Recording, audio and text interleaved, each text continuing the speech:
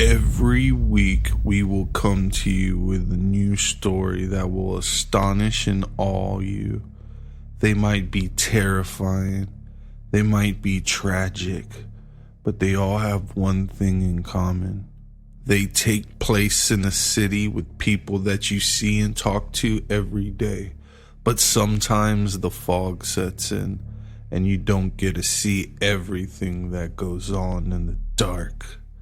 Welcome to Tales of Corpus, Episode 3, The City of Abyss. Alex loved skateboarding.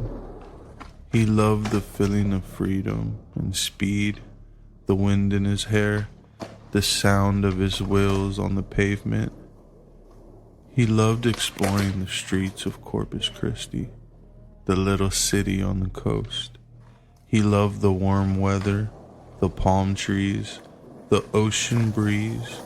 He loved everything about his hometown, except for one thing, the fog. The fog was a mystery. No one knew where it came from or why it only appeared at night. It covered everything in sight, making it impossible to see more than a few feet ahead. It muffled all sounds, creating a silence that was unnatural and eerie. It made the town seem abandoned, as if everyone had vanished or gone into hiding. Alex hated the fog. He hated how it made him feel claustrophobic and anxious. He hated how it ruined his skateboarding sessions. He hated how it made him lose track of time and direction. He hated how it hid the dangers that lurked within.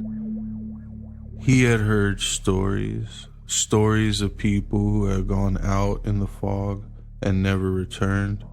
Stories of strange creatures that roamed the streets, hunting for prey.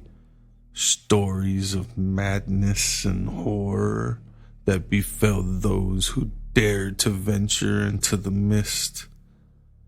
He knew they were just stories. He knew they were meant to scare kids like him, to keep them indoors at night.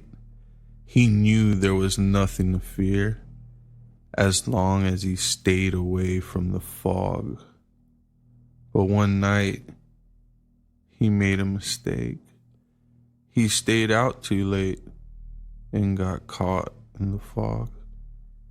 He had been skateboarding with his friends, having fun, practicing on his board. He had lost track of time. He didn't notice the sun setting. He didn't notice the fog creeping in until it was too late. He realized his mistake when he saw the street lights dim and flicker. He looked around and saw the fog enveloping everything. He felt a chill run down his spine and a knot form in his stomach. He knew he had to get home fast. He grabbed his skateboard and started to pedal. He tried to remember the way back, but the fog made it hard. He couldn't see any landmarks or signs or houses. He couldn't hear any cars or people or animals. He felt like he was in a maze with no exit. He started to panic. He started to sweat. He started to breathe faster. He felt like he was running out of air, out of energy, out of hope. He kept seeing shadows in the fog, shadows that moved and shifted like they were alive, shadows that followed him and watched him, waited for him, shadows that he couldn't escape no matter how fast he went. He started to hear noises in the fog, noises that he couldn't identify or explain, noises that sounded like growls, hisses, and screams, noises that came closer and louder and angrier, noises that he couldn't ignore, no matter how hard he tried. He knew he was being chased. He knew he was in danger. He knew he had to get away or he would die. He kept pedaling and pedaling and pedaling and kept hoping and praying and wishing.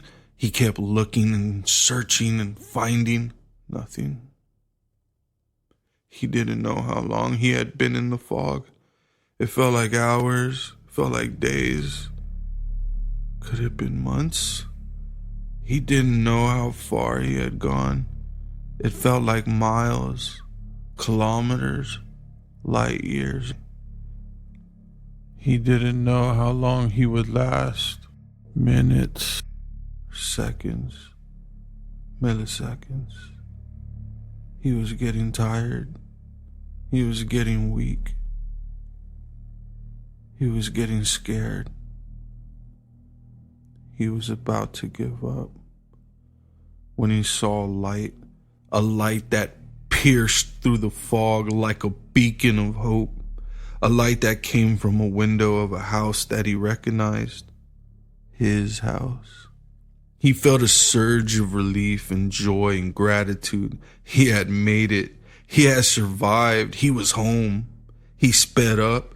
He headed towards the light. He reached the front door and knocked. He waited for his parents to open and hug him and scold him.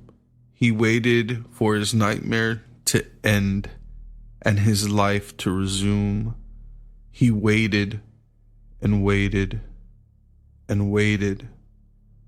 No one answered. He knocked again louder. He called out, "Mom? Dad?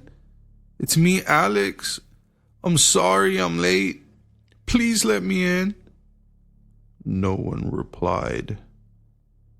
He tried the door handle. It was locked. He felt a wave of dread and confusion and despair. He didn't understand.